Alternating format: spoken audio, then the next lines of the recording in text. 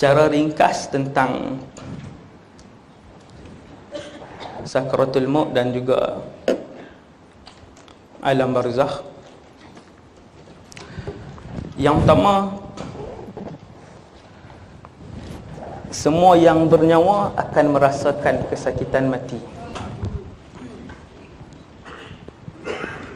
Kullu nafsin dha'iqatul maut.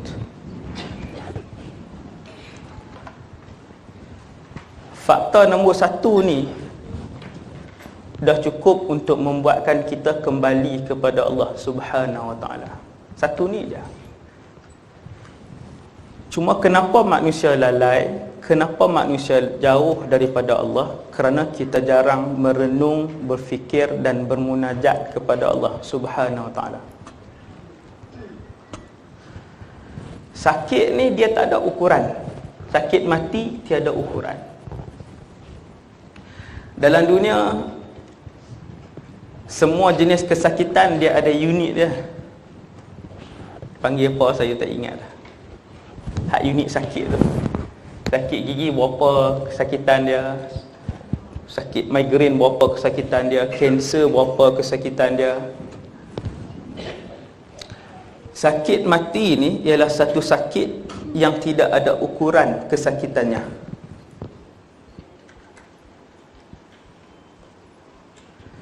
Dengan sebab tu, apabila satu orang dia duduk atas katil, kemudian kita kata hari ni 19 hari bulan 9, pukul 12 ajal dia, 12 tengah hari contoh.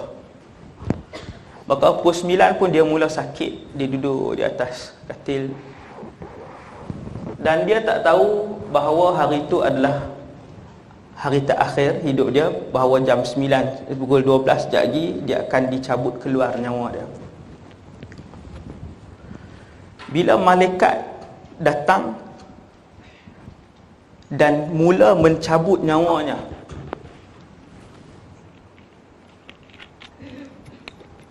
botol ni ada ayak dalam ni. Saya orang Kedah, minta maaf nah. Ayang lah bunyi, dia tak punya air. Dan saya duduk di Kedah 33 tahun tak keluar. Kan? Tak keluar. Mai keluar ni jadi perak lah sikit. Kalau saya sebut ayang tu hak ni lah. Nyawa seperti air yang ada dalam botol ni. Ini Nabi cerita dalam banyak hadis sahih.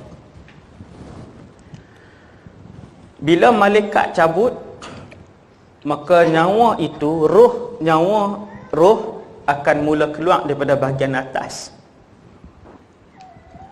Kemudian dia akan mula kosong. Maka bahagian pertama sekali yang saya, tuan-tuan dan perempuan, ibu-ibu, ayah-ayah akan rasa bahagian badan kita kosong ialah bahagian kaki.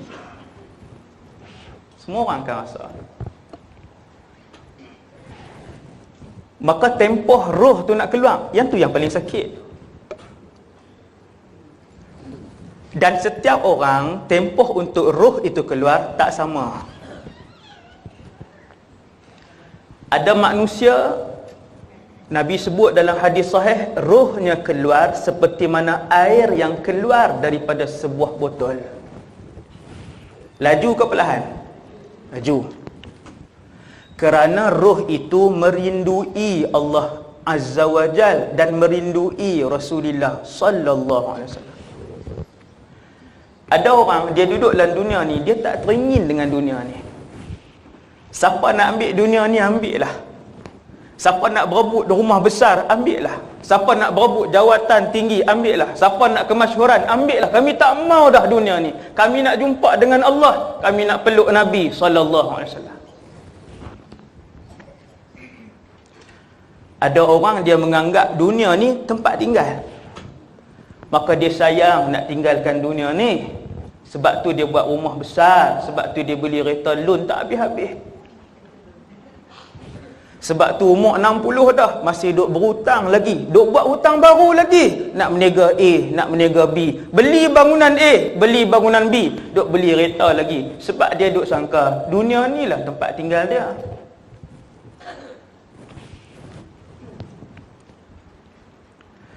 Tapi ada orang setiap saat dia merindui Allah Subhanahu Wa Taala, dan setiap saat itulah dia mengharapkan dia dapat berjumpa dengan Nabi sallallahu alaihi wasallam. Maka kematian mengejut bagi orang beriman, kata para ulama, adalah rahmatul lil mukminin. Orang beriman sentiasa menantikan saat berjumpa dengan Allah Subhanahu Wa Taala. Tunggu, dia tunggu. Tak sama dengan orang cinta dunia, orang yang mabuk dengan kemewahan dunia, orang yang gila dengan dunia, orang yang sujud dengan dunia.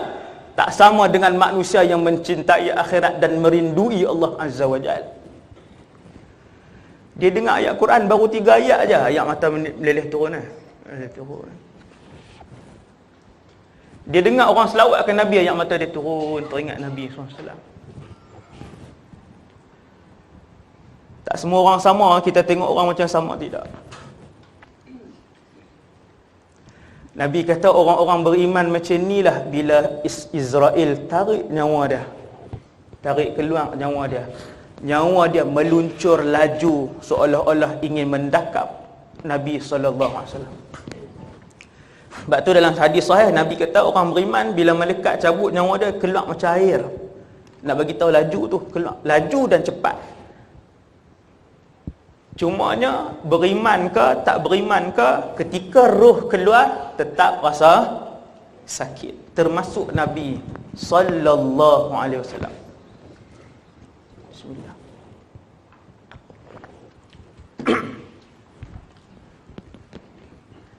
Faktor nombor 1, mati sakit. Semua orang. Tuan-tuan bayang, makhluk yang paling Allah sayang atas alam ni, Muhammad sallallahu alaihi wasallam. Israel mencabut nyawa Rasulullah selembut-lembut cabutan semenjak daripada Israel pernah mencabut nyawa di dalam alam ni. Dalam keadaan nyawa Nabi adalah yang paling lembut dicabut. Ketika Nabi pitam, Nabi bangun, Nabi pitam, Nabi bangun, Nabi pitam, kemudian Nabi bangun. Nabi kata, ala inna lil mauti la sakarat. Apa dia tuan? Nabi kata, ala inna lil mauti la sakarat. Sambil Nabi mencelupkan tangan, kedua-dua tangannya ke dalam bekas yang berisi air, lalu disapukan ke muka kerana menanggung kesakitan. Nabi kata, ala bahwasanya ketahuilah bagi kematian itu kesakitan. Rasulullah sakit. Rasulullah juga merasakan sakit mati. Yang tu fakta dalam syariat. Boleh rujuk dalam kitab-kitab tauhid. Bahkan ada hadis, sama ada Bukhari ataupun Muslim, daripada Sayyidatuna Aisyah. Kata Aisyah, Nabi juga merasakan kesakitan mati itu. Kita kata wali tak sakit ke ustaz? Kalau dia waliullah, wali apa? Rasulullah sakit. Kan sakit mati. Ini memang hebatlah. Mereka tidak merasakan sakaratul maut, kesakitan mati. Mereka adalah kumpulan yang mati syahid fi sabilillah. Mati melahirkan anak, syahid juga, syahid akhirat. Mati terbakar, syahid juga, syahid akhirat. Mati lemas, syahid juga, syahid akhirat. Ni yang mati berjihad fi sabilillah ni. Kita kata ustaz lah 2016 tak payah cakap lah pasal jihad. Salah.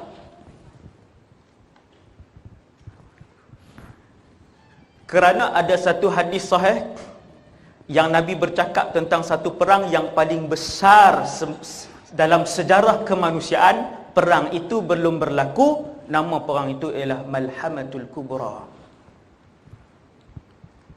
Perang tu orang putih sebut Armageddon. Dalam bahasa Arab Rasulullah sebut Al-Malhamatul Kubra, dan perang itu belum berlaku.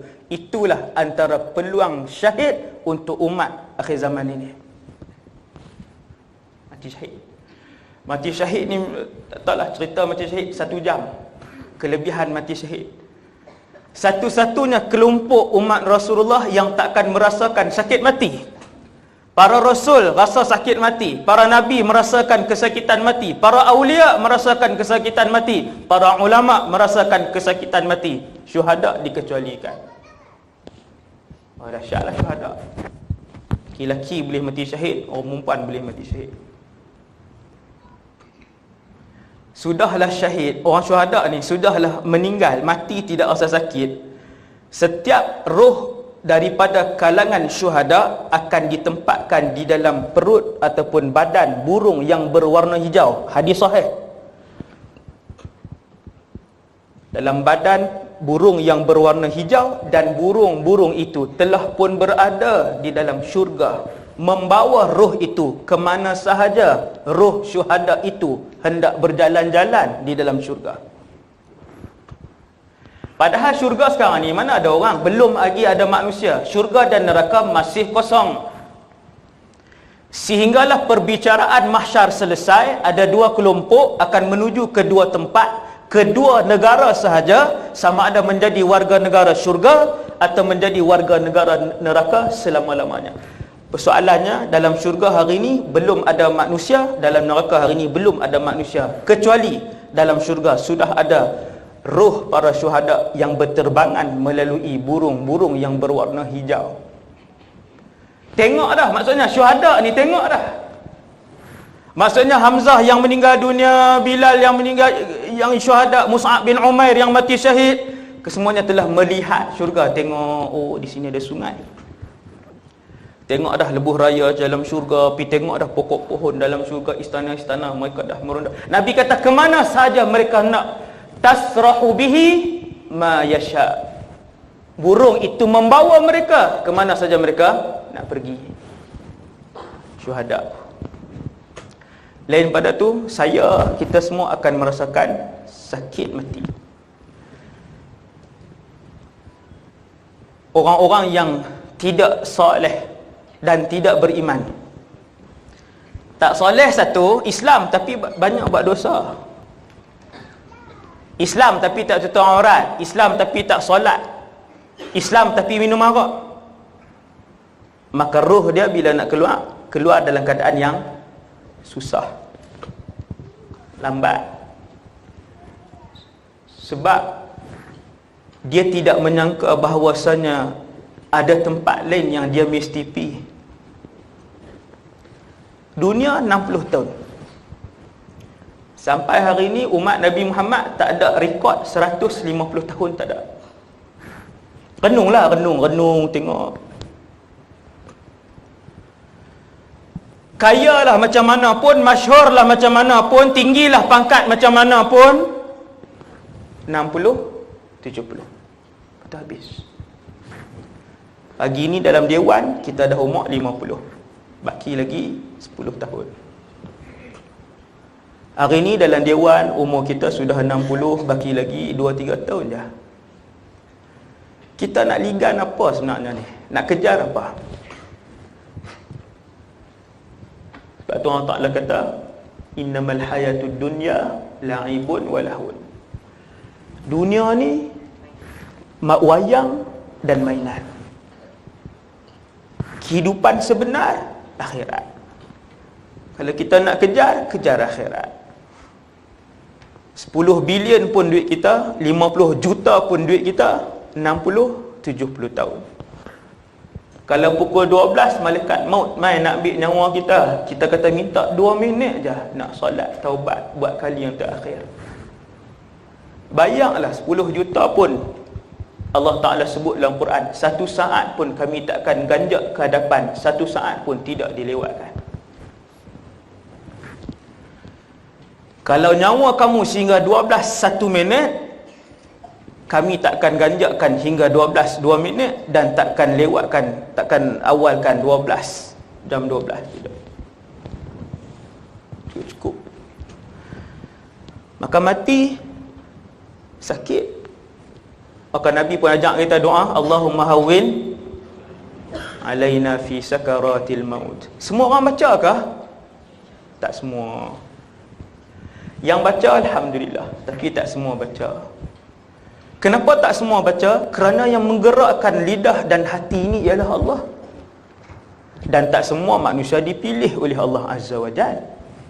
Sesiapa yang setiap hari dia melihat bahawa hati dan mulutnya dipilih oleh Allah untuk digerakkan dengan bacaan Al-Quran dan zikir, maka pujilah Allah SWT. Ya Allah, terima kasih ya Allah, alhamdulillah atas nikmat aku banyak melakukan ibadat kepadamu. Buat ibadat nikmat. Sebab semua orang tahu bahawa tahajud itu penting, semua orang tahu puasa sunat itu penting, semua orang tahu zikir itu penting, semua orang tahu duha itu sunnah Nabi, tapi tak semua orang boleh buat. Tadi kita main masa kosong banyak, setengah jam kosong. Berapa orang dia buat duha? Bila Nabi ajak, Allahumma hawin alaina fi sakaratil maut, ya Allah ringankanlah. Tak ada doa ya Allah hilangkanlah sakit mati, tak ada. Doa hilangkan sakit mati tak ada. Doa kurangkan kesakitan mati. Hawin, kurangkan. Ya Allah, kurangkanlah kesakitan mati. Sakit. Dan manusia ni yang paling utama sekali, tuan-tuan sekalian, paling kita minta dengan Allah Subhanahu wa taala ialah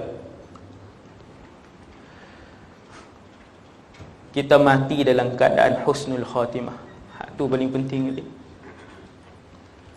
Sebab hati manusia boleh berbolak balik dan boleh berubah-ubah, bukan setiap tahun, bahkan setiap jam. Setiap jam. Pengalaman saya dengan masyarakat, ramai yang berubah elok dah, kemudian kembali, kemudian mati. Kami keluar dalam misi dakwah ke pedalaman Sabah, tempat yang paling dalam. Bukan pedalaman 3, pedalaman 4. Sungai confirm ada buaya. Bulan lepas baru saya balik. Raya haji di sana 6 hari. Alhamdulillah. Saya pergi belajar bagaimana berdakwah. Satu tempat yang tidak ada Islam. Ada Islam. Semua benda orang dia makan. Ulang dia makan, tupai dia makan, saya pun tak tahu. Kalau kurang kahwin tu dia buat ulang. Ulang dia susun dengan tupai, dia susun dengan tikus, dia susun. Babi itu yang utama lah. Bukan saya kata kat dia babi. Saya nak beritahu kata lauk babi itu paling utama. Kemudian 5 malam berturut-turut mereka akan minum arak dan bermabuk-mabuk selama 5 malam. Setiap kampung dia ada kawasan dia. Ni cerita hak tu pula dah. Selingan tak habis lagi. Hak cerita sakarat ni pun panjang, 3 jam, tapi kita nak ringkaskan. Buat macam mana iklan kan. Dah saya bila pergi tu, Allahu Rabbi, ustaz yang bawa saya tu Ustaz Fazli Yusof, tokoh pendakwah pedalaman Sabah. Hebatlah. Dia yang mengislamkan lebih kurang 560 orang di sana. Dan sekarang dia dah bina 6 buah masjid di pedalaman dalam. Naik masjid. Dia kata, Ustaz, ada orang umur nak 70 lebih masuk Islam, lepas 2 bulan meninggal. Bersihnya. Untung dia. Seperti bayi yang baru lahir menghadap Allah Subhanahu Wa Taala, bersih. Dia yang paling penting lah hidup kita ni, ending kita. Yang tu yang paling penting. Sebab tu jangan pandang hina dengan orang lain. Pandang manusia lain sebagai dia juga adalah umat Nabi SAW, walaupun dia Cina, walaupun dia India. Sebab Cina dan India yang kita berselisih, Cina dan India yang jadi jiran kita, Cina dan India yang jadi rakan kerja kita, kalau satu hari dekat-dekat dia nak mati, dia masuk Islam, dia lebih mulia daripada kita. Dia lebih mulia daripada kita. Dia lebih bersih daripada kita. Kita hak Islam 39 tahun, 46 tahun Islam, 52 tahun Islam. Berapa banyak dosa yang kita belum taubat sampai pagi ni. Sampai pagi ni masih pegang geran orang dengan cara haram. masih makan harta-harta dengan cara haram, masih tak mengembalikan hak adik-beradik dengan cara haram, masih memutuskan silaturahim sampai pagi ini.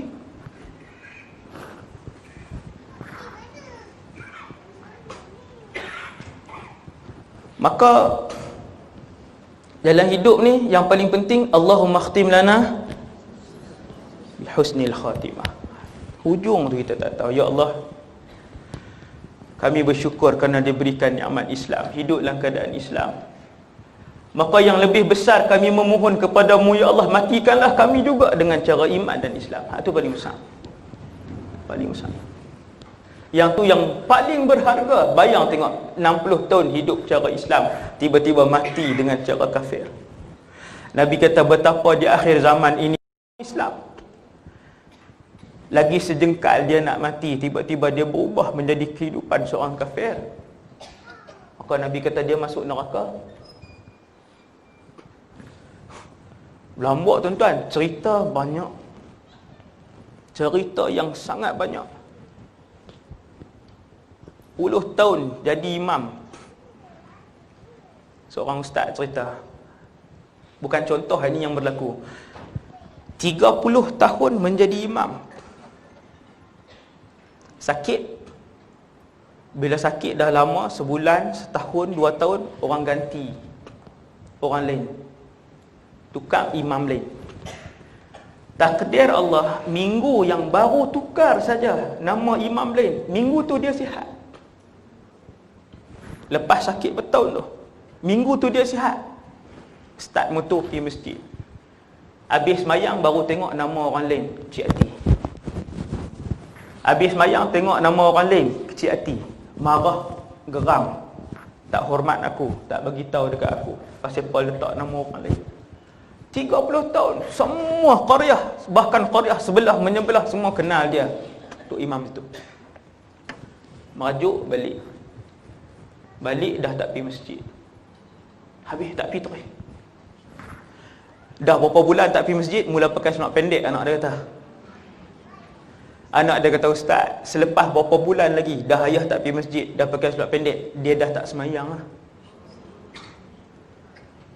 Tuan-tuan, hidayah yang Allah pinjamkan ni, hidayah yang Allah pinjamkan ni, minta dengan Allah Subhanahu Wa Taala, ya Allah, tetapkanlah hati dan iman kami di atas jalan-Mu.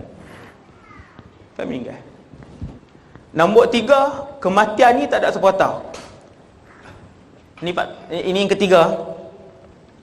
Mati mesti tak ada siapa yang tahu. Termasuk Nabi sallallahu alaihi wasallam. Tuan-tuan mungkin terfikir satu contoh, ustaz, ada orang yang tahu, saya fikir lama, ada orang yang dia tahu bila dia nak mati, iaitu orang yang digantung sampai mati. Kan dia tahu hari apa? Di Malaysia, banduan akhir akan digantung pada hari Jumaat di antara jam 6 hingga jam 7 pagi. Tu dia tahu, ustaz.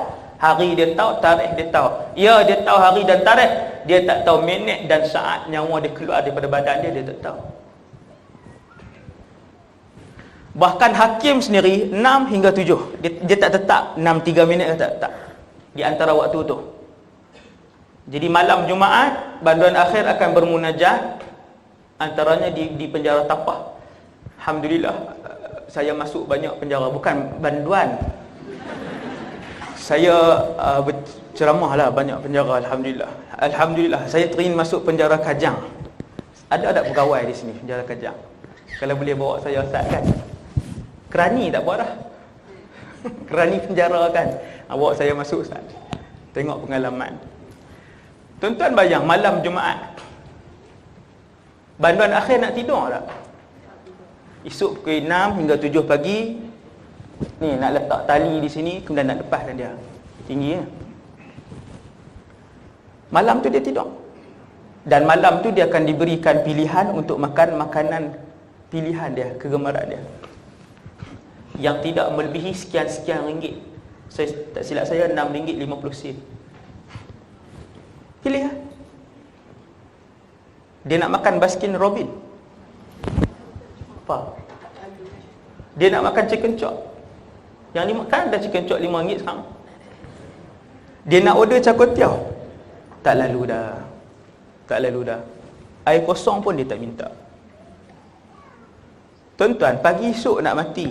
Mati pula bukan dengan pancung, tali dijerak di sini, jatuh. Air kosong dia tak minta dah. Apa dia buat? Kebanyakan banduan akhir bermunajat kepada Allah. Ya Allah, aku mengaku aku bersalah. Bagus dah tu, taubat. Berapa ribu kali dia lebih untung daripada kita, sebab dia tahu bila dia nak mati. Kebanyakannya bertaubat. Kita karaoke malam, pagi mati. Petang minum arak, malam mati. Tengah hari berzina, petang mati. Inna lillahi wa inna ilaihi raji'un. Dia akan munajat malam tu, dia akan istighfar, dia akan solat taubat, tak berhenti semayang sampai subuh masih mengangkat tangan, tak habis lagi.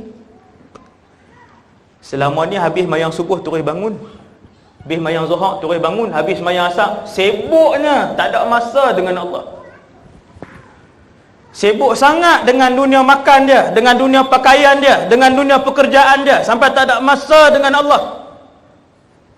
Bila Allah bagi tahu esok nak meninggal, angkat tangan tak turun-turun. Kerana Allah itu wujud. Kerana Allah itu apabila diseru ya Allah, Allah akan menyahut seruan itu. Rasa. Terus kita sebut ya Allah. Rasa Allah. Rasa Allah sahut. Semua manusia bila disebut oh my God ke apakah dalam keadaan yang dah tak ada ruang, dah paling ujung, dah tak jumpa jalan. Bila disebut ya Allah, agama apa pun dia, Allah akan menyahut ya abdi, ya wahai hamba-Ku. Ada apa? Allah Ta'ala kata bila aku selamatkan mereka, kemudian mereka kembali kufur. Duk atas laut nak tenggelam, duk atas kapal terbang nak terhempas, Allah, Allah, Allah. Tuhan kata, ya Allah selamatkan kami, aku selamatkan kalian. Bila dah selamat, kembali melakukan kekufuran.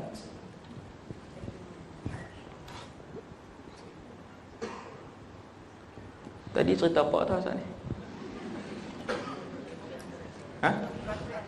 Banduan dasar. Tertinggal banduan tadi. Ada orang habis ceramah tak lalu makan. Banyak tempat saya pergi kan, habis tak lalu Ustaz, habis rasa macam nak mati tadi Ustaz.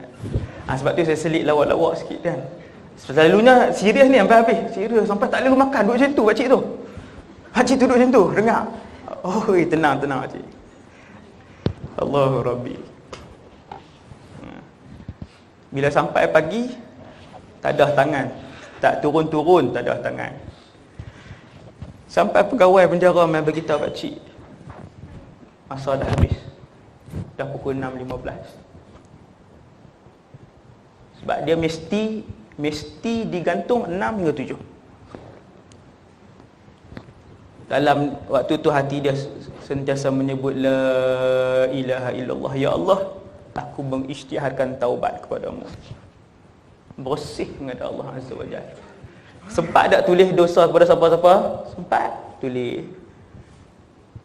Ni berapa minggu sebelum tarikh tu tulis. Teringat, dia boleh ingat. Bagi tahu kat isteri dia, tolong minta maaf ni, abang minta maaf lah dulu banyak zalimi depa ni. Bagi tahu Ustaz kepada keluarga ni, dulu abang yang fitnah depa. Semua dosa dia sempat senarai, alhamdulillah. Untungnya dia. Cuma dia tetap tak tahu minit ke berapa dia akan mati. Dia tetap tak tahu. Dan saat keberapa nyawa dia akan keluar daripada badan dia, dia tetap tak tahu. Itulah yang disebutkan oleh Allah, bahawa rahsia kematian itu hanya diketahui oleh Allah Azza wa Jalla. Betul Ustaz, yang 40 hari sebelum rasa ni, 30 hari sebelum rasa, yang tu tidak ada hadis, yang tu petanda je. Dan petanda itu tidak berlaku pada semua orang. Sebab tu jangan duk tunggu. Kan dia 60 lebih, dia kata tak tahu Ustaz, tak pernah pun. Lepas sak kau saya sihat, berjoging lagi sekarang ni. 61 tapi duk berjoging lagi. Ni yang mana yang kena saya sebut contoh ni, saya tak kata kat orang lah. Saya sebut contoh Allah Ta'ala ilham. Yang kena tu Allah Ta'ala kata kat dia lah tu. No? Dia duk tunggu mai berpeluh, dia duk tunggu sakit di belakang, lepas sar baru nak rasa. Duk punya tunggu hak tu tengah hari meninggal. Maka jangan menantikan tanda-tanda tu. Kalaulah semua orang akan jumpa tanda tu sebelum mati, maka tak ada siapalah yang mati dalam MH17. Dah semua bakat tahu dah sebelum nak masuk masuk pesawat tu semua kat puasa di pusat pun dia kata puasa. Ni tanda mati ni. Maka semua akan batalkan. Maka dengan sebab itu Allah merahsiakan kematian supaya saya dan tuan-tuan yang ada ajal pada tahun ni, mungkin kita ada ajal tahun ni, kita boleh sentiasa melakukan persiapan. Kerana manusia, kalau Allah Ta'ala bagi tahu, okay, kamu lagi 36 hari, minta cuti tak? Minta cuti dah.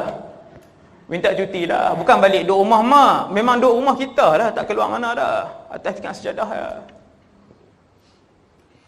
Maka dengan sebab tu Allah merahsiakan kematian. Kemudian apabila sampai saat satu orang, kebanyakan kita meninggal atas katil lah, kan? Kebanyakannya sakit, meninggal.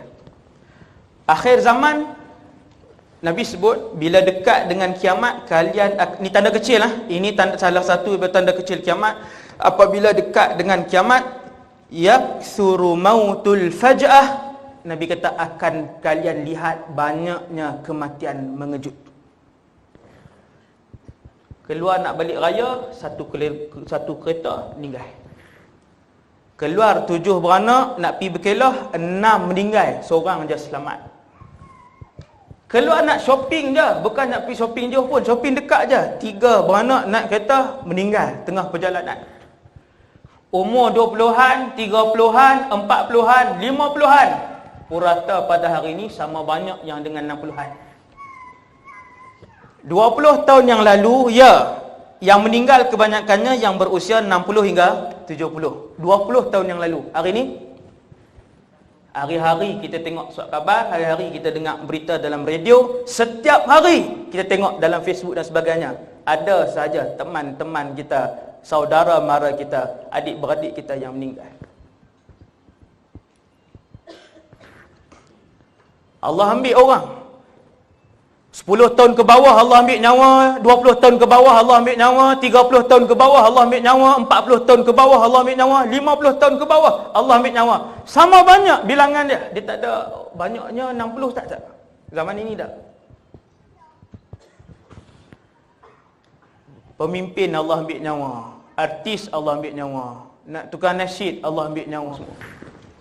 Para ulama Allah ambil nyawa. Ulama-ulama pula, kawan-kawan saya, ustaz-ustaz pula.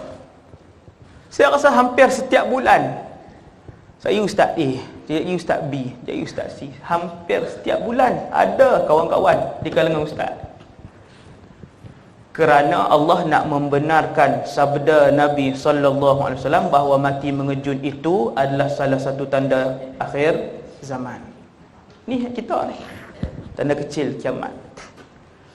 Maka dengan sebab tu bersedia. Bukanlah kita orang kaya, berapa banyak jutawan. Ni Allah dah tunjuk ni, setiap tahun di Malaysia Allah nak ajar kita. Tengok jutawan A meninggal, jutawan B meninggal, jutawan C meninggal. Allah nak bagi tahu petanda kiamat kecil akhir zaman, aku tidak lagi membahagikan hanya orang tua sajadah. Kemuncak kejayaan dalam perniagaan, orang kata tidur di atas wang kertas, jutaan pelaburan meninggal, umur 40-an. Jaga-jaga. Dia pemimpin, Allah tak ambil ke ustaz, Allah Ta'ala bagi nyawa lebih kot kat dia, pemimpin, Allah Ta'ala ambil nyawa. Terus Allah Ta'ala ambil nyawa, nak tunjuk kita. Allah yarham Tan Sri Jamaluddin Jarjis.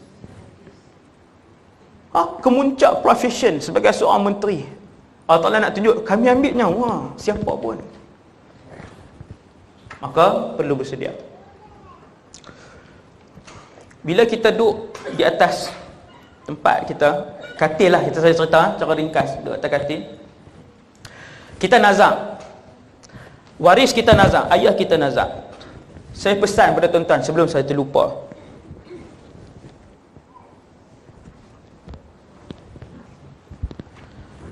Apabila waris kita nazak, kita letak di atas katil, pastikan tempat kita meletakkan waris yang nazak itu adalah tempat yang tenang dan tidak ada keriuhan manusia. Bagus adik-beradik balik mai, anak menakan, sepupu, pak menakan, cucu, segala ni pakat balik mai. Tetapi amat menyiksa orang yang nak melakukan persiapan terakhir, pecutan terakhir untuk berpindah alam yang susah. Tiba-tiba di sekeliling dia penuh dengan maksiat. Saya buat contoh seorang sahabat,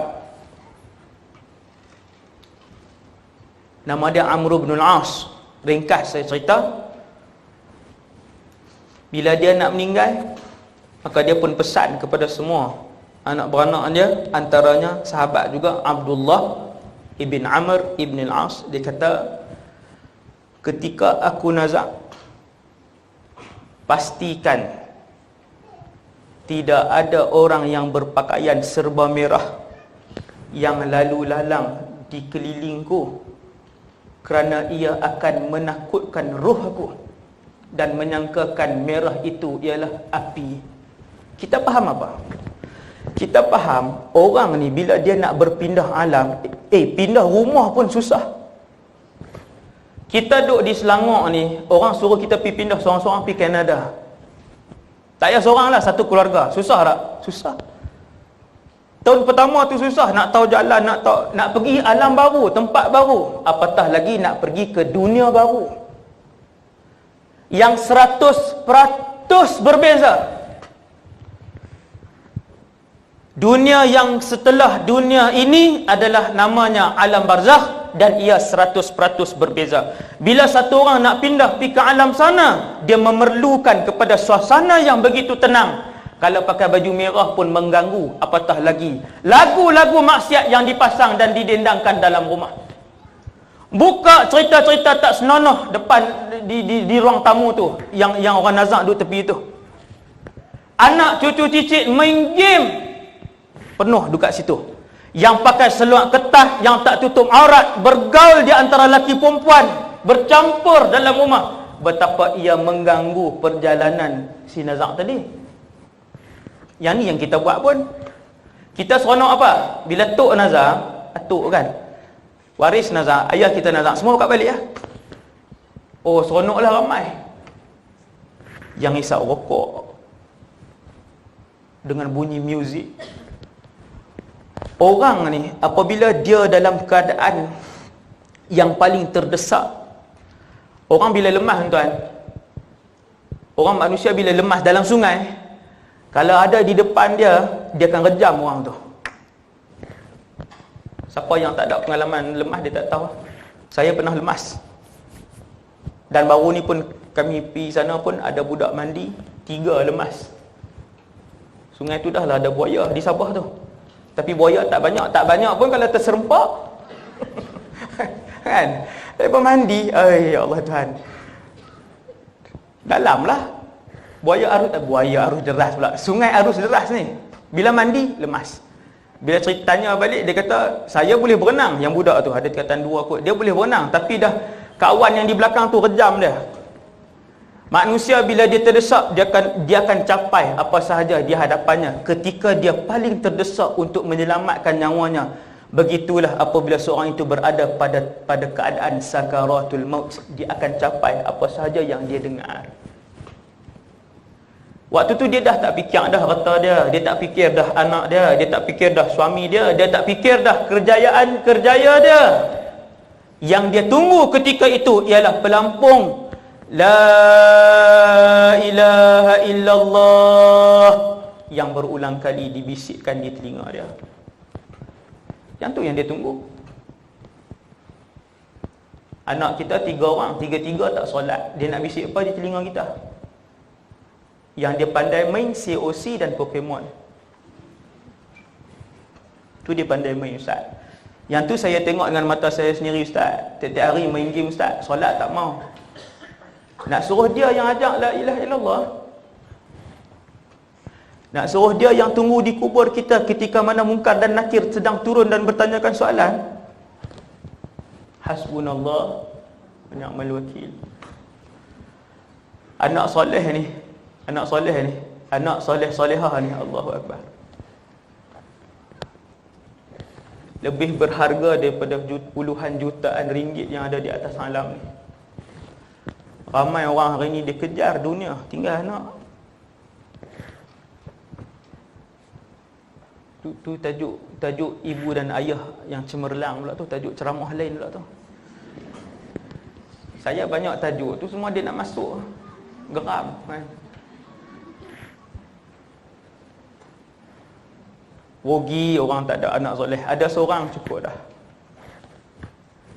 Sebab anak soleh ni bila dia transfer pahala, dia tak ada delay walaupun 1 jam. Anak soleh ni dia duduk di mana saja, bila dia sebut Allah, dia dapat, mak ayah dia dapat. Selepas 3 hari ke, selepas 2 hari bekerja, tak ada. Dia sebut 9.50 masuk untuk mak ayah dia. Anak soleh ni 9.50 dia sebut Rabbighfirli dzunubi wa liwalidayya warhamhuma kama rabbayani shaghira. Tenang ayah dia. Sekali saya sebut betapa anak soleh ni dia membantu kita. Ni bila nak mati, orang nak meninggal ni, dia keadaan yang paling terdesak dalam seluruh hidup dia. Waktu nak mati tu paling terdesak. Dan ketika itulah dia memerlukan satu orang yang menyayangi dia. Siapa yang paling sayang kita? Anak-anak. Tuan-tuan nak harap siapa sayang kita? Kawan kita. Kawan pergi makan cendol pulut bolehlah sekali. Kawan kita pergi berenang bolehlah sekali. Kalau kita mati dia nak duduk tepi kita, kawan kita. Anak. Sebab tu bila kita duduk sini kan, saya cerita roh orang soleh yang Nabi cerita. Bagaimana roh seorang mukmin diambil. Cara ringkas. Kita tak tahu, kan? Kita buat contoh hari ni lah. Hari ni nyawa kita. Hari ni nyawa kita. Ni yang ada dalam dewan ni, sebahagian yang ada dalam dewan ni, mungkin tahun ni Allah ambil nyawa dia. Betul ya, no? Saya sebut iklan sikit lah. Setiap tempat yang saya ceramah sakaratul maut ni, bila saya sebut macam ni, mesti ada. Serius. Bukan saya malaikat maut, tetapi bila saya yakin kematian mesti ada. Ni ramai ni. Nak contoh, beberapa bulan yang lepas saya ceramah di Gopeng, Perak. Satu contoh Gopeng, Perak. Ramai, satu masjid penuh. Saya rasa 600-700 orang. Saya kata, Tok Bilal, no, mungkin sebulan lagi Allah nak ambil kita. Genap 30 hari setiausaha yang susun ceramah saya tu telefon ustaz, hari ni Bilal kami meninggal. 30 hari. Begitulah di sekolah ke, di masjid mana ke, di surau mana ke, siapa suruh tuan-tuan pilih tajuk ni? Gelak-gelak juga, sungguh saya tak melawak. Mesti ada salah seorang. Ni sedang mendengar, hari ni sedang mendengar. Sikit bulan lagi dia akan menjalani kehidupan tu. Dia akan tengok hak kita sebut pagi ni. Perjalanan pagi ni dia tengok. Lagi sebulan, lagi 2 bulan, lagi 3 bulan, dia sendiri. Dan setiap ilmu yang tuan-tuan belajar di atas muka bumi ni, setiap maklumat yang tuan-tuan tahu akan dibawa sampai dalam syurga. Sebab tu dalam syurga kita ingat tak nama kawan kita? Ingat. Kalau kita berselisih dengan kawan rapat kita dalam syurga, kita akan duduk bersembang dengan dia. Kita kata, ingat tak Ani hak lorong belakang? Dia kata, ingat. Lorong belakang. Tak nampak pun dah. Lepas tu tak nampak dah. Lama dah duduk pusing syurga tak jumpa. Sebenarnya dia duduk dalam neraka. Mana hak lorong belakang? Lorong belakang yang rumah hujung sekali tu, sebelum akhir. Ibnu Abbas kata, bahkan lagu-lagu yang kalian dengar di atas dunia juga kalian ingat. Kesemuanya. Ingat, kita akan ingat ni. Ni maklumat yang tuan-tuan dengar pagi ni, perjalanan barzakh yang akan saya lalu, tuan-tuan lalu, bila kita pergi nanti kita akan ingat. Oh, bila malaikat bawa kita akan ingat lepas ni akan jadi macam ni. Sebab hari tu mai kuliah dah. Dengar alhamdulillah. Maka penuh persoalan. Dia akan tertanya-tanya, selepas ni nak buat apa? Selepas ni akan dibuat apa? Selepas ni akan dibawa ke mana? Dengan sebab tu bila orang bangun di padang mahsyar, maka sebahagian daripada manusia yang dibangunkan di padang mahsyar akan tanya, "Man ba'athana min marqadina?" Surah apa tu? Kan surah Yasin. Ayat tu bila bangun di padang mahsyar esok ni. Ni siapa yang bangunkan kami di padang mahsyar? Kita nak ke mana? Di mana kita dibangunkan? Yang ada ilmu akan jawab, hadza ma wa'ada ar-rahman wa sadaqal mursalun. Yang tepi kita yang pernah belajar di dunia dulu akan jawab, inilah nama dia mahsyar. Sekejap lagi kita akan pergi menghadap mizan, amalan kita akan ditimbang. Perjalanan kita jauh, kita pun pergi jalan. Kemudian orang soleh apabila nyawa dia nak ambil, hari tu kita kata malaikat pun akan turun. Betul ke ustaz, sehari malaikat mai ziarah berapa puluh kali? Yang tu saya tak tahu, saya tak pernah jumpa hadis tu. Kalaupun tak ada hadis tu, maka di hari nyawa kita diambil, malaikat akan mai. Nama malaikat yang mencabut nyawa ialah Malakul Maut. Nama dia yang disebut oleh Allah dalam Quran. Israel, nama yang sabit dengan sanad yang dhaif. Boleh pakai, tak ada masalah. Cumanya kalau nama yang sahih, Malakul Maut. 90% makhluk dalam alam ni adalah malaikat. 90% makhluk dalam alam ni adalah malaikat. Punya ramai malaikat. Kemudian Allah pilih 10 yang paling kanan. Daripada 10 ni Allah pilih 4 yang paling kanan. Mereka ialah Jibril, Israfil, Mikail, Malakul Maut. Ini adalah 4 malaikat yang paling besar kedudukannya di sisi Allah Azza wa Jalla, 4 orang ni. Salah seorang ialah malaikat maut. Tuan-tuan sekalian, malaikat maut ni dia bukan saja mencabut nyawa manusia, dia juga mencabut nyawa jin, dia juga mencabut nyawa binatang, dia juga nanti akan mencabut nyawa iblis dan keturunannya. Dan satu lagi kita tak ingat, malaikat maut juga akan mencabut nyawa rakan-rakannya di kalangan malaikat. Oh ustaz, malaikat pun mati kah? Semua yang bernyawa akan merasakan sikit mati. Kullu nafsin dha'iqatul maut. Ini kita tak berapa perasan. Semua yang bernyawa tuan, satu hari selepas berlakunya kiamat, alam ini akan kosong. Yang hanya tinggal ketika itu hanyalah Allah Subhanahu wa ta'ala.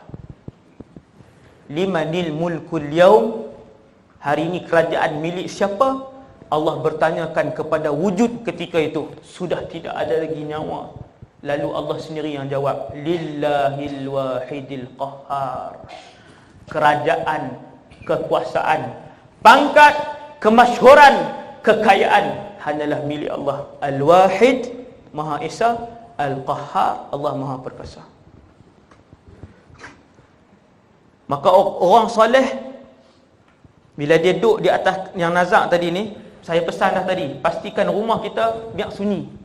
Tapi ustaz ni yang balik ramai-ramai ni macam mana ustaz? Homestay kan banyak hari ni. Sewa lah. Sewa homestay. Okey, semua yang ada anak kecil, yang apa semua, okey, yang laki-laki duduk di sini. Homestay kedua semua perempuan. Yang rumah kita biarkan ibu kita yang nazak, ayah yang kita yang nazak. Dia duduk di situ dengan tenang. Di kelilingnya hanya ada lantunan dan bacaan Quran saja. Baca Quran.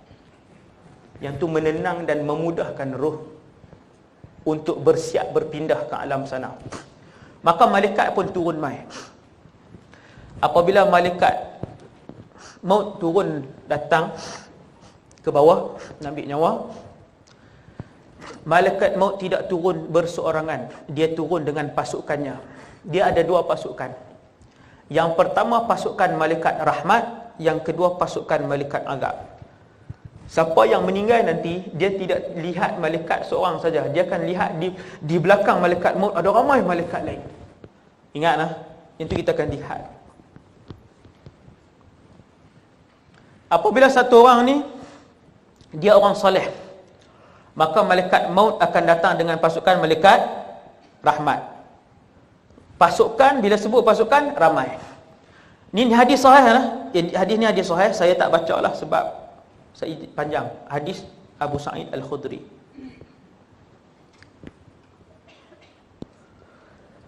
Apabila dia datang, kita tak nampak. Kita yang atas katil, nampak yang atas katil, yang ni lah, yang keliling kita lah. Anak kita 2 orang di sini baca Quran. Alhamdulillah lah kalau keluarga beriman, kalau keluarga soleh. Dia baca Quran. Yang di kaki kita duduk berdoa, pegang kaki kita, urut kaki kita. Sabang ayah, kosongkan fikiran ayah. Ayah nak bertemu dengan Allah. Kan seronok ada anak panggil kita. Ibu nak bertemu dengan Allah. Ibu kosongkan fikiran. Ibu ingat Allah je. Abang Long duduk sini, Abang Long akan selesaikan semua urusan. Seronoklah kita dengar. Allahu Akbar. Ibu jangan risau adik-adik, semua Abang Long akan uruskan. Abang Long akan jaga solat mereka. Ni anak ni hak sulung cakap macam tu, yang nombor 2 cakap. Alhamdulillah. Kita tak nampak malaikat, tuan-tuan. Sampailah saat kita kata pukul 10, 9.55 kita tak nampak. Tapi kita rasa tak? Rasa. Esok nak pergi mahkamah, malam tu takut tak? Dah takut dah. Malam tu dah rasa, dah berdebar dah esok. Sebab apa? Kes bunuh. Kita nak jadi saksi. Esok nak masuk mahkamah jadi saksi. Malam tu dah ni dah. Malam tu dah berdebar dah. Kalau 9.50, pukul 10 nyawa kita keluar, pukul 9.5 dah rasa dah. 9.30 kita dah rasa. Nyawa akan meninggalkan badan kita. Nyawa yang telah serasi dengan darah dan daging mesti terasa. Maka bila kita di atas katil tu, pukul 10 nyawa kita berakhir, 9.30 tu kita dah rasa dah. Memang rasa seram sejuk sangat. Tapi kita di backup ni, disokong oleh anak-anak yang ada di sekeliling. Anak-anak ni baca Quran, yang ni zikir, yang ni doa, yang ni duk pisik di telinga kita. Allahu Akbar. Yang tu yang menenang kita tu. Kemudian malaikat pun datang dengan pasukan. Kita tak nampak. Lalu mulalah malaikat ni duduk di kepalanya. Hadis ni semua ni saya terjemah. Kalau saya baca pula hadis lagi lambat, pukul 3.30 lagi baru habis. Ni terjemah terus ni. Tuan-tuan, di mana malaikat maut akan duduk ketika nazak? Kalau nyawa kita pukul 10, maka malaikat maut akan dah ready di sini, di kepala bahagian kanan ni, di sini. Dia akan duduk di atas ni. Bukan duduk atas kepala kawan tu. Di tepi ni lah. Duduk atas ni. Siapa nampak? Tidak ada makhluk yang nampak. Seorang pun tak nampak. Tapi dia sudah bersedia. Ustaz, macam manalah muka malaikat maut? Tak payah tanya, semua orang akan tengok. Allahu Akbar. Tak payah tanya, semua orang akan tengok. Saya akan tengok. Tuan-tuan, ibu-ibu, ayah-ayah akan tengok. Ibu-ibu, ayah-ayah bayang tengok. Hari pertama melihat wajah malaikat maut, macam mana kita? Lembek kita. Kita tengok bayang-bayang belakang rumah pun nak demam, seram sejuk dah Ustaz. Nampak rambut dia Ustaz macam tu. Baru hantu kat 5 bukan betul lagi. Contoh lah. Saya selit sikit tu. Okay. Subhanallah. Hari pertama. Semua hidup tak pernah tengok malaikat. Tengok pula malakul maut. Selama ni orang cerita malakul maut datang dalam keadaan yang bengis. Tidak. Apabila orang yang nak meninggal, yang nazak itu adalah orang soleh, malaikat maut datang dengan wajah yang berseri-seri. Segak dia main dengan wajah yang indah. Nabi kata, kamu nak tahu kamu husnul khatimah ataupun su'ul khatimah. Kata para ulama, kamu nak tahu kamu akan duduk dalam taman syurga ataupun lubang neraka? Tengok keadaan malaikat maut yang datang mengambil nyawa kamu. Kalau dia datang dalam rupa paras yang gelap dan hitam, membawa kain kafan daripada neraka dan bau busuk daripada neraka, ketahuilah hidup kamu begitu malang. kerana kamu mati dalam keadaan su'ul khatimah.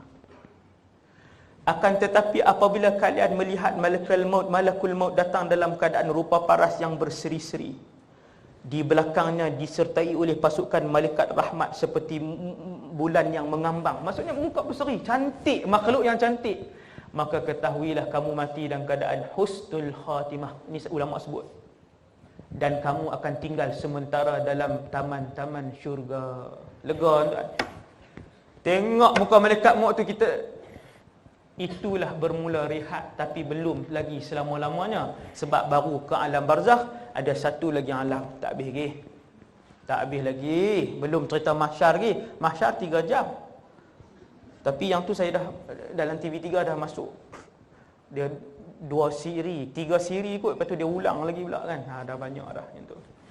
Tuan-tuan sekalian, roh orang soleh ni, jasad orang soleh ni, bila malaikat mai, malaikat tak beritahu tau, nah. Sedia 1 2 tarik. Oh. Tak. Dalam kita duk bernafas la ilaha illallah, la ilaha illallah, la ilaha illallah, kita duk tengok muka anak ni, kita tengok muka anak ni semua. Dalam itulah malaikat pun tarik. Yang menentukan jam berapa, minit berapa dan saat ke berapa ialah Allah, pemilik ruh itu. Pemilik itulah yang akan menentukan. Dia pun tarik rentap. Wa dhanna annahu al-firaq. Waktu tu orang yang ditarik nyawa, dia tahu itulah kematian. Dhanna di sini bermaksud aiqana, dia yakin, bukan dhann.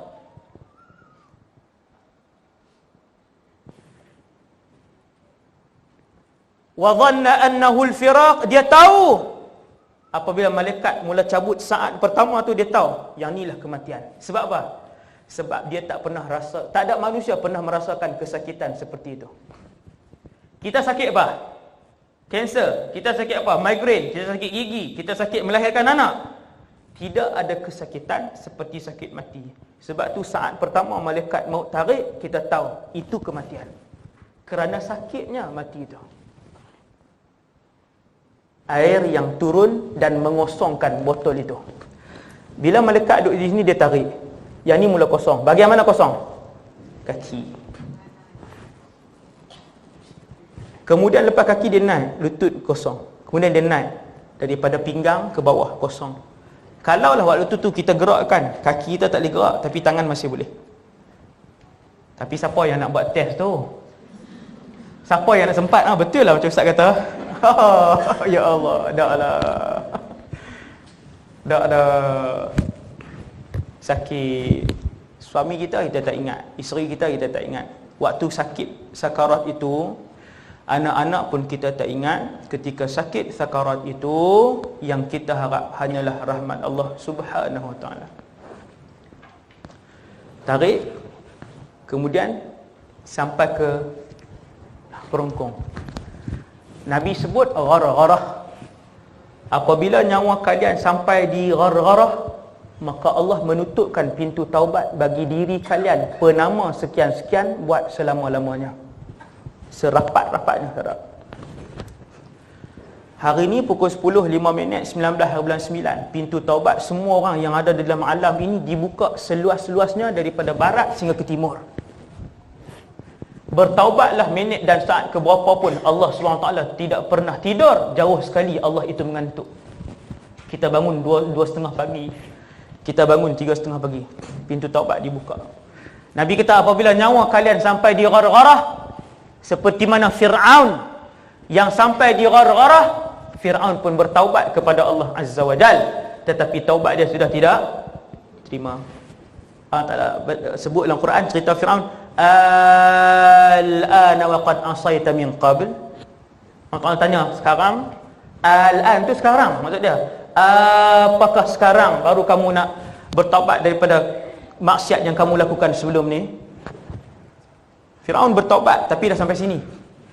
Maka ketika nyawa sampai di penggorongan, apa dia ni? Kerongkong, penggorongan pula dah. Kan, sebut bila nyawa sampai di kerongkong, Allah tutup pintu taubat, dan ketika itulah kalian akan melihat alam yang satu lagi. Sini. Bahkan waktu sampai di sini kita akan melihat dua alam. Ingat, dua alam. Yang pertamanya alam hak dalam bilik tu. Siapa yang menangisi kita, siapa yang membacakan Al-Quran untuk kita, siapa yang duk mengangkat tangan, Allahumma ighfir lahu, Allahumma ighfir lahu, ya Allah ampunkanlah ayah, ya Allah ampunkanlah ayah, ya Allah ampunkanlah ayah. Kita nampak waktu tu. Sekejap tu ya noh, bukannya dia balik lepas 3 hari balik pula tengok amboi dia teriak tak habis lagi. Yang tu sahaja. Riwayat yang sahih yang lain saya tak tahu.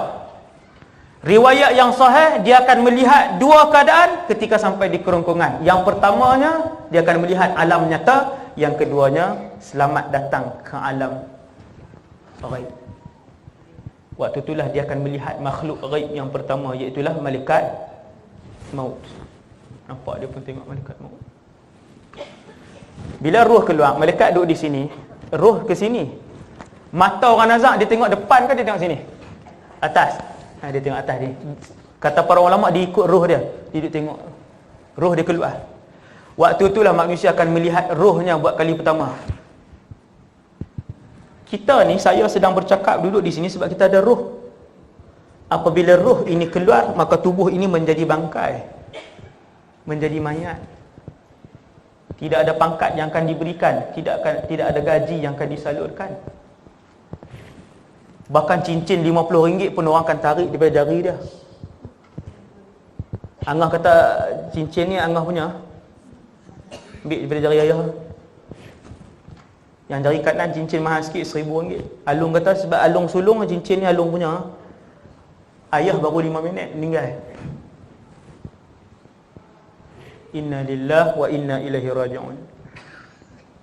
Kemudian kita pun kali pertama tengok malaikat, waktu itulah kita tahu kita husnul khatimah ke kita su'ul khatimah. Lihat wajah malaikat itu. Dan lihat di belakang dia siapa yang datang. Kalau pasukan malaikat rahmat, kesemuanya wajah berseri-seri, alhamdulillah. Alhamdulillah. Nak duduk di taman syurga. Belum syurga, tapi taman syurga tu pun lebih indah daripada seluruh muka bumi ini. Panjang ni, cerita panjang ni, saya pendekkan lagi. 10.30 kita berhenti insya-Allah. Siapa nak pergi tanah pergi dulu. Tapi tak rehat lah, sambung 20 minit lagi je. Saya cuba laju. Kemudian malaikat pun wangikan kita dengan wangi-wangian syurga. Wangi-wangian syurga. Kalaulah bidadari seorang dia ludah ke dalam laut, maka seluruh air laut akan menjadi air yang tawar, yang boleh diminum. Kalau wangian syurga. Sebab itu ketika mana pintu syurga dibuka, sekarang pintu syurga ditutup.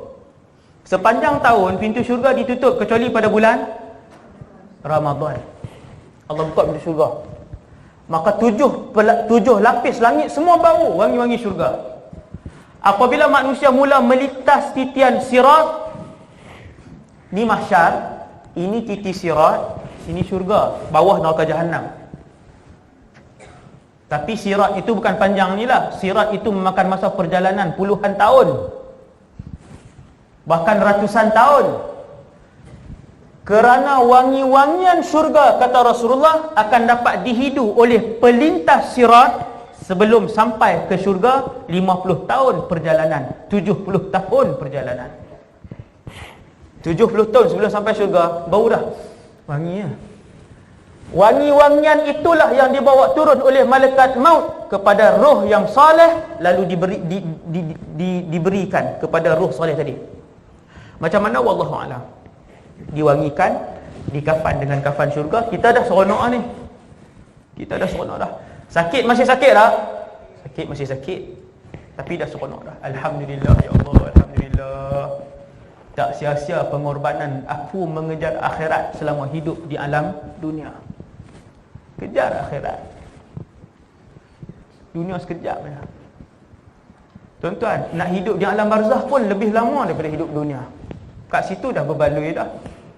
Lepas tu Ustaz, kemudian mahsyar 50,000 tahun, kata para ulama, yang paling sikit.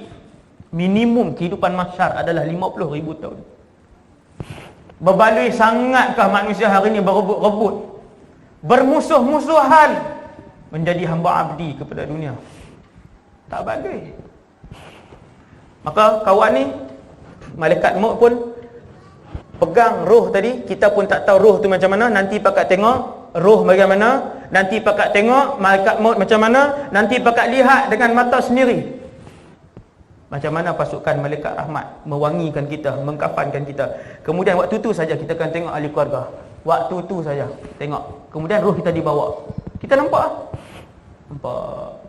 Alhamdulillah, aku tinggalkan anak-anak yang soleh. Dia pun keluar. Ke mana? Rupanya perjalanan orang yang meninggal ni, kesemua kita akan naik sampai ke langit yang ketujuh. Itu perjalanan dia. Boleh tengok benda tu dalam Al-Quran, dalam banyak surah, antaranya surah Al-Hajj ayat 31.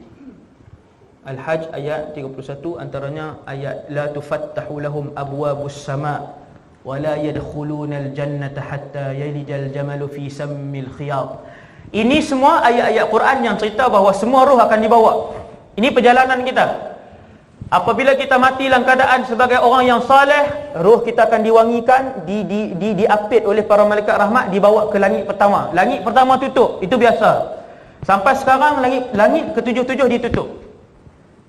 Kan kita dah dengar cerita Isra Mi'raj, 77 pintu langit dibuka, Nabi lalu kemudian ditutup. Setiap hari malaikat yang tinggal di langit, tempat tinggal malaikat di langit, setiap hari mereka nak turun buat kerja, malaikat yang menjaga pintu langit 1 sampai 7 akan buka, kemudian baru turun, kemudian tutup balik. Penjaga pintu langit pertama tak sama dengan kedua, tak sama dengan ketiga, tak sama yang keempat sampai ke-7.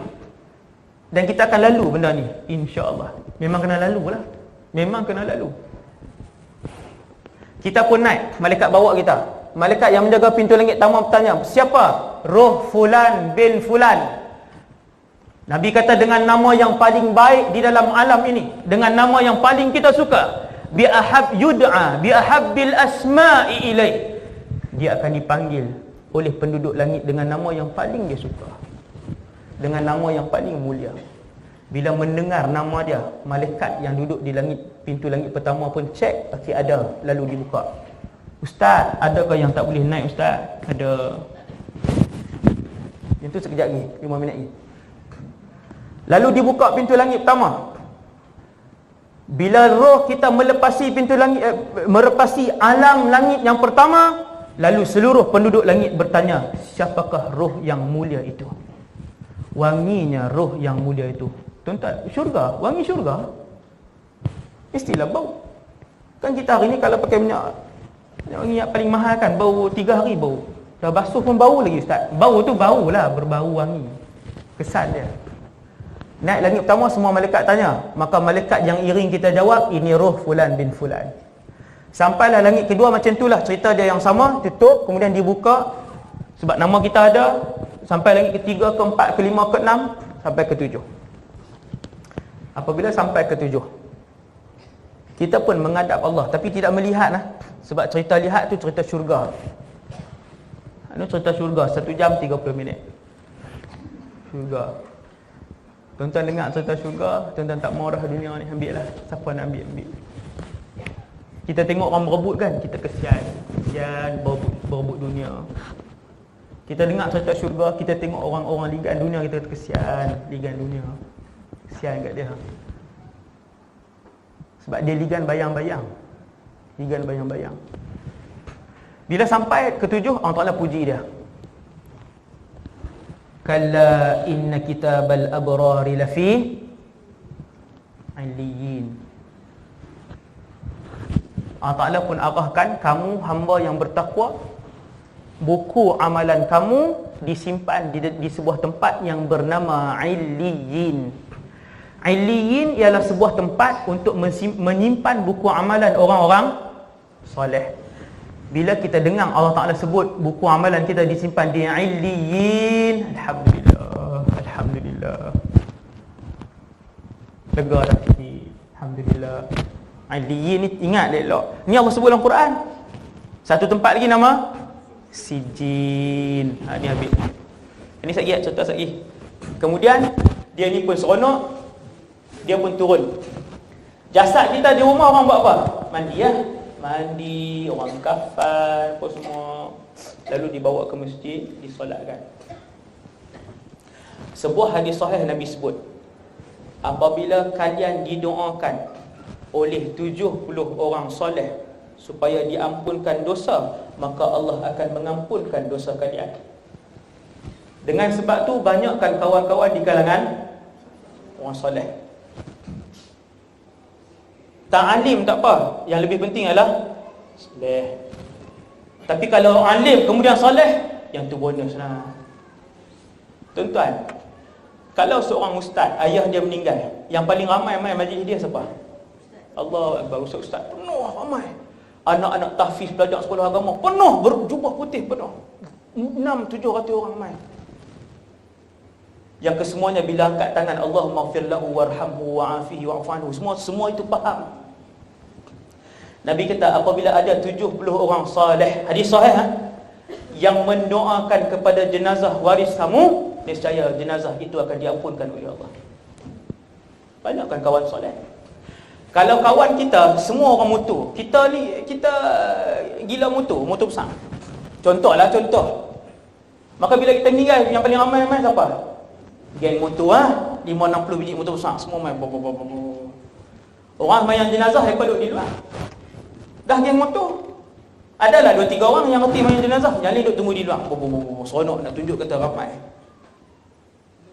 Apa guna?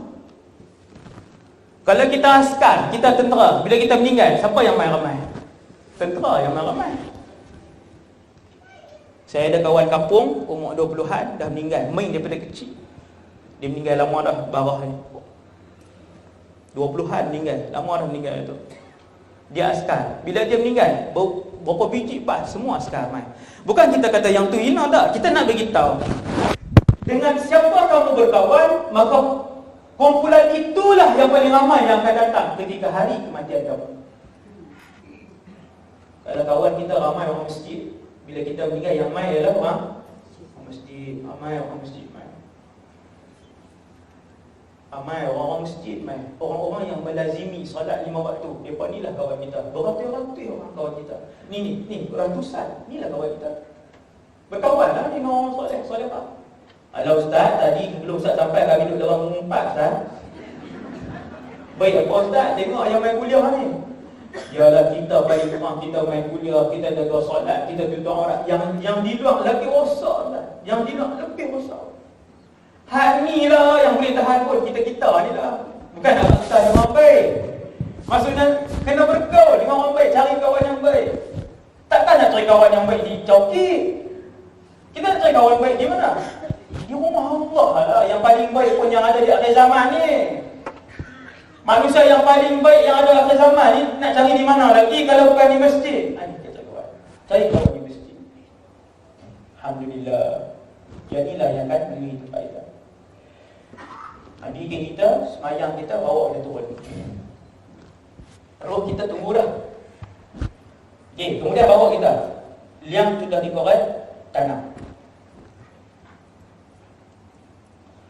Dikapus, ditimbus tanah. Kemudian orang pun baca talqin, nampak kita baca talqin, buat tahlil ke semua tu. Hadiahkan kepada arwah. Kemudian orang buat khemah di situ kan? Orang balik ke? Orang balik. Orang pun mula balik. Siapa balik dulu? Paling awal imam lah. Di masjid kan? Atau awal balik lah. Tapi minum kopi pula. Contoh. Lepas tu balik. Orang taman pun balik. Saudara mara kita kekal. Kan? Dia orang nak tunggu 2 jam kan? Habis je imam baca doa, saudara mara kita akan tunggu 5 minit je. Yang paling dekat anak-anak kita, isteri kita. Isteri dan anak-anak kita ada tak yang pernah tunggu 5 jam? Sebab tu Nabi kata, kesemua balik. Yang hanya duduk bersama kamu ialah amalan soleh dan buruk kamu. Yang tu duduk. Harta kita balik, BMW kita balik, rumah mewah kita balik, pangkat Datuk Seri kita pun balik. Yang hanya kekal ketika itu adalah amalan kita semata-mata. Nabi kata, sehinggakan kamu mendengar bunyi tapak kaki terakhir yang meninggalkan tanah perkuburan. Hadis sehingga kamu mendengar bunyi tapak kaki terakhir yang meninggalkan tanah perkuburan. Tuan-tuan, bilakah malaikat Munkar dan Nakir turun? Ketika itulah. Sebab itu, apabila waris kita dikebumikan, ayah kita dikebumikan, ibu kita dikebumikan, tunggulah di situ. Kata Amr bin al-As, sekadar seekor kambing disembelih, kemudian dilapah, kemudian dipotong, kemudian dibahagi-bahagikan dagingnya, kemudian pulanglah kalian. Hadis itu ada dalam Sahih Muslim. Seorang sahabat namanya Amr bin al-As, dia pesan dengan anak dia, juga orang soleh, nama anak dia Abdullah. Dia kata, Abdullah, setelah kalian menimbuskan tubuh badanku, janganlah kalian pulang, tunggulah. Berapa lama nak tunggu? Sekira-kira seekor kharuf, seekor kibas disembelih, dilapah dan dibahagi-bahagikan dagingnya. Kita kata sejam setengah lah, sejam setengah tunggu. Kerana ketika itulah Munkar dan Nakir akan turut dan mempersoalkan aku. Amr bin al-As ni dia ambil mana ayat tu? Daripada Nabi SAW. Tunggu. Ingat, kita anak-anak, kita abang ke, kita ayah ke, kita kakak ke, kita adik ke, terutamanya bila kita jadi anak, tunggu di kubur ayah kita, mana balik-balik. Kita tunggu sambil membacakan doa-doa yang diajarkan oleh Nabi SAW. Ketika mana Nabi duduk dengan para sahabat, ini praktikal. Nabi duduk dengan satu sahabat, Nabi duduk dengan para sahabat, ada seorang sahabat dikebumikan. Nabi tak berganjak, Nabi tunggu daripada sini lah. Kemudian Nabi kata, Ista'idhu billah min azabil qabri. Ista'idhu billah min azabil qabri. Nabi ulang 3 kali, mohonlah kepada Allah perlindungan daripada azab kubur. Di kubur ada azab. Saya akan cerita. Sehari tinggal 5 minit lah. Nabi ulang 3 kali, mohonlah kepada Allah, ya Allah, lihatlah kami daripada azab kubur. Azab kubur dahsyat tuan. Saya akan sebut cara ringkas, saya akan sebut 2-3 minit ya.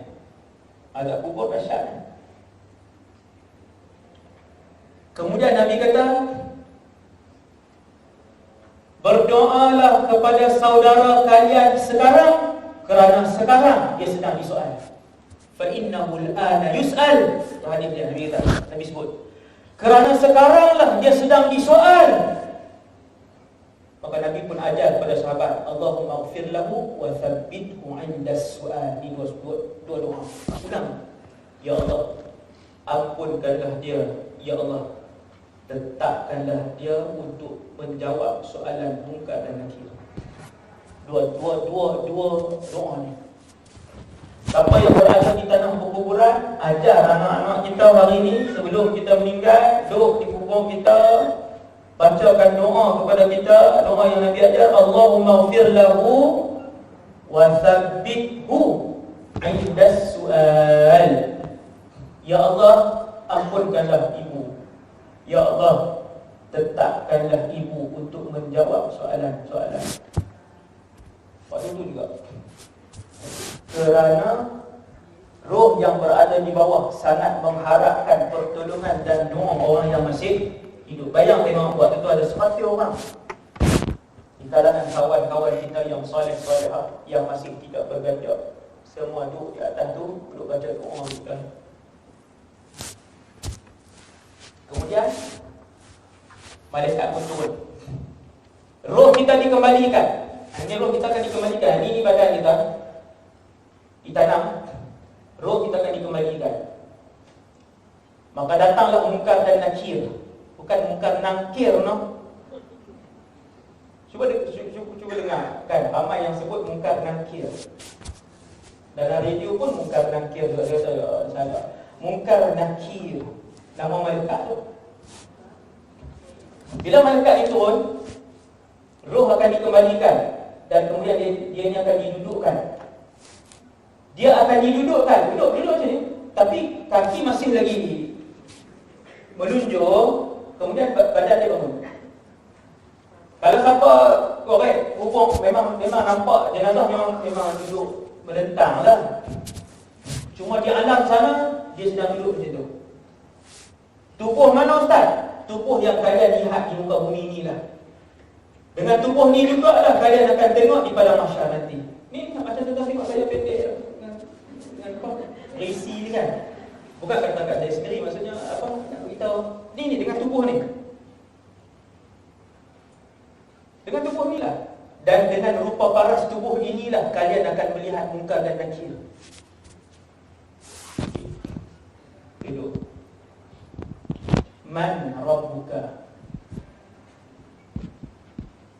Malaikat munkar dan nakir, tubuh badannya hitam.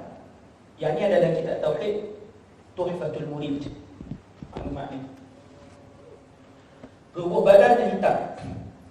Kedua-dua matanya biru. Seperti dua planet yang besar. Punyuk. Besarlah malaikat ni. Aswatuhuma karra'di. Suara mereka seperti gurun. Tuan-tuan pernah dengar kan yang buat malaikat ni bila cakap ni? Iza takallama, bila kedua ini bercakap, keluar daripada mulut mereka seperti api.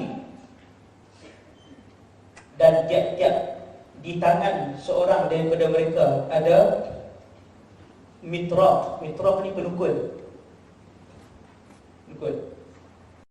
Bihil jibalu ladabat. Kalau dipukul akan gunung dengan pemukul itu, nescaya hancur berkecai gunung itu.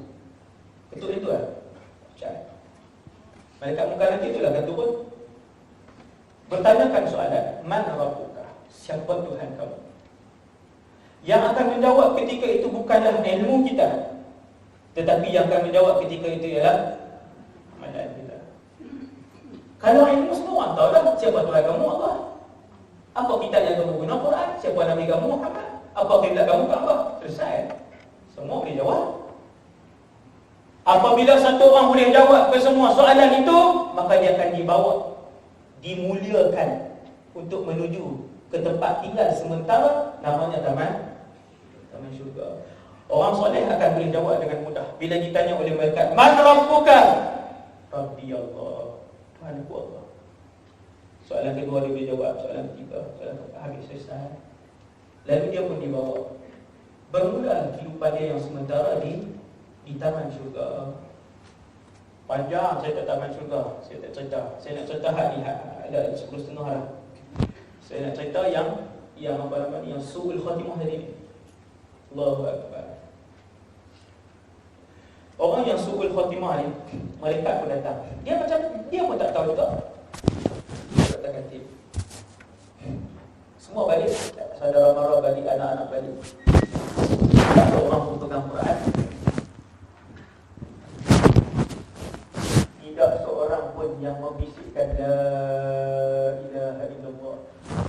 Dia bersendiri bersoaran. Dah dia didik anak-anak dia dengan kemewahan dan dunia. Tak pernah suruh seumur hidup, tak pernah suruh solat dan tak pernah tegur apabila anak-anak keluar dengan lelaki dan perempuan-perempuan yang bukan mahram. Tak nak tengok. Dia tak pernah bekalkan dengan pendidikan agama. Bila dia nak meninggal, dia tengok keliling dia kosong. Saya beberapa kali saya menziarahi orang. Si fulan yang nazak tadi ni tak nak siapa tolong. Yang lain sibuk tanya berapa ekor ayam nak masak tengah hari ni. Yang lain sibuk di luar bertukar-tukar game. Yang lain sibuk tengok TV yang ni. Yang nazak duduk sama. Tengah-tengah dia menantikan bantuan. Kita tengok hibah buka Yasin baca, nampak ketenangan di muka dia. Bila baca pelan-pelan, tak nampak tenang. Anak-anak tak ada bantu. Tapi larat kita nak tunggu dah. Akhirnya malaikat letak. Bila malaikat mula letak, dia tahu itu kematian dan dia lari. Dia mau? Dia tak mau. Kerana dia menyangka bumi ini adalah tempat tinggal dia selama-lamanya. Dia tak pernah terfikir pun bahawa kehidupan dia ialah dia tak pernah terfikir, tak pernah terlintas untuk meninggalkan kereta besar dia, untuk meninggalkan jawatan dan kemasyhuran dia. Dia tak terfikir. Bila malaikat tarik dia rentak, dia tahu ini sakit mati. Kata Amr bin As, sakit mati itu ialah seperti seekor burung yang berada di dalam sebuah bekas, di bawahnya api dan di atasnya ditutup. Burung itu dibakar, turun ke bawah pun tak boleh, keluar daripada bekas itu pun tak boleh. Betul? Dalamnya ada api bawah, dan di atas mesti tertutup rapat macam ni. Burung tu naik atas turun bawah, naik atas turun bawah. Itulah pasal sakit hati. Dia tak boleh tak nak bernafas, tak lepas, nak tarik nafas pun tak boleh nak. Itu. Tak dibuat jalan, atas tak dibuat jalan, bawah tak dibuat jalan, kanan kiri tak dibuat jalan. Sebab tu sahabat tu kata di bawah ni penuh api, nak turun tak boleh, nak terbang tak boleh keluar. Laki tadi ni yang mati dalam keadaan su'ul khatimah wal a'yadu billah, bila tarik dia tak mau keluar, maka mereka letak. Tuan, roh kita dah bercampur dah ni dengan daging darah ni, bercampur dah. Letak seperti duri yang ditarik keluar daripada bulu yang basah, daripada arah yang berlawanan. Tarik. Tak boleh tarik. Tarik. Tercampur kulit, tercampur. Lamalah sakit. Sebab apa lama sakit? Sebab dia tak mau keluar ke alam barzakh. Dia tak pernah hidup dia tidak pernah menyebut merindui Allah dan Rasul tak pernah. Hidup dia 24 jam syarat dan sibuk dengan perniagaan. Nak jalan mana, nak berniaga apa, nak beli baju di bulan ni, beli baju di mana, bulan depan nak beli kasut di mana. Dia letak, akhirnya keluar. Maka dia pun melihat wajah beris malakul maut. Habis. Apabila seseorang itu memulakan pengembaraan alam barzakh yang sengsara, maka ketahuilah semua alam yang selepas itu adalah kesengsaraan. Sayyidina Uthman bin Affan mengajak. Sayyidina Uthman bin Affan radhiyallahu anhu kata, apabila kalian memulakan perjalanan barzakh yang sengsara, maka ketahuilah kesemua alam yang selepas itu akan kalian tempuh dengan penuh kesengsaraan. Habis dia tak berbaloi 60 tahun dia dunia ni dibawa, lalu dipakaikan dengan pakaian daripada neraka, disalutkan dengan bau busuk daripada neraka, tak punya busuk, sehingga apabila dibawa ke langit yang pertama, malaikat dah bau hidu dah, ini bau busuk siapa? Tuan bayang dengan bilangan malaikat yang ramai di langit pertama tu, di alam langit pertama tu, malaikat bau.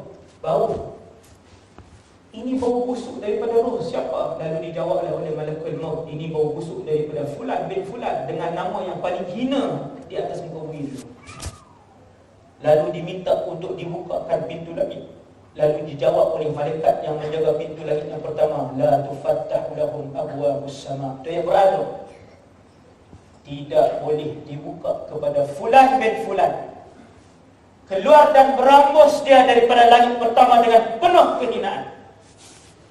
Tapi untuk Nabi tak tahu apa dah waktu tu, tak dah.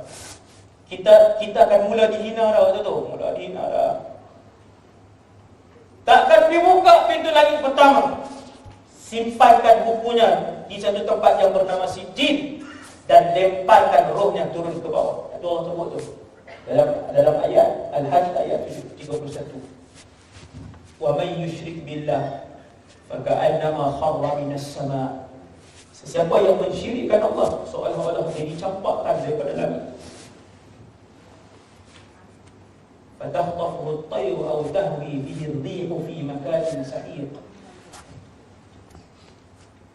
Ayat tu dia pun dilempar, tuan-tuan. Roh dia bukan dibawa turun macam tadi. Kita tadi nak pergi tujuh malaikat maut iring kita dengan pasukan malaikat rahmat, iring ni macam pengantin, dengan wangi kita, dengan kafan syurga kita, dengan nama penuh kemuliaan kita, diiring turun ke bawah. Hak ni dilempar, lepas tu turun ke bawah, masuk dalam kubur. Habis tu imam baca doa, kesemuanya balik, sekali dengan anak-anak dia, sekali dengan saudara mara dia, semua balik serentak dengan tu imam. Siap buka pintu pagar ke imam pula. Buka pintu pagar ke imam, sila-sila tu imam. Kami pun dah lapar, dah lapar dah ni. Nak makanan yang penyek sekejap lagi. Siapa ajak? anak berajak Tok Imam bukan. Tinggal ayah seorang-seorang. Kerana ayah aku tidak pernah mengajar aku untuk aku menolong ibu dan ayah ketika mana mereka berada di alam sana. Jadi tak ada apa, malaikat tu turun. Garang Munkar dan Nakir datang. Tak ada siapa yang tolong dia. Lalu ditanyakan malaikat. Hadis ni riwayat Imam Bukhari. Man rabbuka, dengan suara yang keras keluar seperti api. Siapa Tuhan kamu? Nabi kata dia jawab apa? Orang yang mati dalam keadaan yang jahat, yang tak elok, dia akan jawab la adri. Tu bukan gelak, bukan ketawa. Alif ha. Maksudnya dia tak ada jawapan.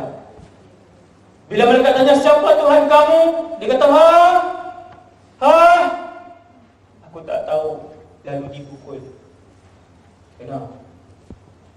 Ditanya soalan kedua, tiga, keempat, diulang. Sampailah habis tempoh tu. Dia tempoh tanya sekejap je. Ulama khilaf berapa lama di soal. Tapi habis tempoh tanya, lalu dibawalah dia ke lubang api neraka. Kata Rasulullah, aku pernah melihat di dalam mimpi suasana bagaimana keadaan lubang neraka. Bukan neraka lagi, baru dia punya warm up ni. Nabi kata, aku melihat satu orang yang memegang pisau sabit. Dia sendiri dengan tangannya meletakkan sabit itu di bahagian kanan mulutnya, lalu ditarik ke belakang. Maka terbukalah mulutnya di belah kanan. Dipindahkan sabit itu di sebelah kiri, lalu ditarik sampai ke telinganya. Nabi sebut hatta balagha qafahu. Qafa ni tengkok kan leher ni. Samalah. Sehinggalah pisau itu ditarik rapat ke leher, maka terbukalah mulutnya, kata Rasulullah. Itu ayat Nabi ya, hatta balagha qafa. Hadis riwayat Imam Bukhari. Terbuka. Lalu bersambung, kemudian dipotong ni. Sampai kiamat. Nabi kata mereka itu adalah yang selalu menggunakan mulut mereka untuk berbohong. Jaga-jaga mulut. Fitnah orang, mengumpat orang. Cukuplah dengan dosa peribadi yang kita buat, jangan kait dengan orang. Siapa mengumpat orang, lagi mana orang yang diumpat itu tidak maafkan dia, maka dia tidak dimaafkan oleh Allah Azza wa Jalla selama-lamanya. Walaupun dia mati syahid, jangan main-main dosa dengan orang lain. Berbesar hatilah dengan orang lain, maafkan orang lain, jangan cari pasal dengan orang lain. Dosa dengan orang lain tidak diampunkan oleh Allah sampai pemilik tubuh itu mengampunkan kita, walaupun kamu mati syahid. Jangan main dosa dengan orang. Jaga mulut. Hak orang jangan kacau, maruah orang jangan ceroboh. Dia hal dia. Kalau dia buat salah, tegur dengan cara yang hikmah. Itu cukup. Tarik. Kemudian Nabi kata aku berjalan lagi. Saya sebut dua je contoh. Nabi kata rumah ni, kalau tuan-tuan pernah ke Eropah ataupun negara Arab, tempat yang bakar roti tu, tahu tak? Dia panggil tanur dalam bahasa Arab. Nabi sebut tanur dalam hadis sahih ni. Tanur ialah tempat bakar roti. Dia bentuk macam tu. Kemudian di depan tu ada macam pintu kan, untuk kita hulurkan roti. Lepas 5 minit keluarkan roti, garing. Punya panas dalam tu. Nabi kata aku melihat tanur itu, tetapi besar. Dalamnya dipenuhi dengan wanita dan lelaki yang kesemuanya telanjang. Setiap kali api itu marak, maka melambung-lambunglah lelaki dan wanita telanjang dalam tu. Melambung ni bukan sebab lompat, sebab api itu. Allahu Akbar. Nabi tanya malaikat yang bawa Nabi dalam mimpi itu, apa yang mereka lakukan? Kata para malaikat, tu, wahai Muhammad Rasulullah, mereka ini adalah umat kamu yang berzina. Kan banyak hari ni zina. Allahu Rabbi. Banyak hari ni zina. Duduk dalam satu bekas tertutup api. Atas tadi ada tempat, tapi tak boleh keluar. Bila api tu marah, malaikat letakkan bahan pembakar tu jadi banyak, melambung-lambung dalam. Bukan mimpi ini yang akan dilalui oleh orang yang berada dalam lubang neraka. Wa na'udzubillah, nasallallahu salam. Kemudian Nabi pun telah ada begitu. Itu habislah cerita. Maka panjang lagi cerita pasal barzakh ni. Saya rasa sekadar dulu untuk pagi ni dah 10.45. Sekadar itu dulu insya-Allah untuk terangan pada pagi ini. Semoga poin yang kita dapat pada pagi ini dapat kita jadikan sebagai panduan bagi kita kepada anak-anak di rumah, adik bapa kita, untuk sama-sama sentiasa melakukan persiapan kepada kematian dan kunjungan malaikat maut yang tidak diketahui oleh siapa-siapa. Kerana apabila malaikat maut datang, kita dalam keadaan yang tidak pun bersedia. Qul qali hadza astaghfirullahaladzim wa lakum, yang baik daripada Allah, yang lemah dan kurang daripada diri sendiri.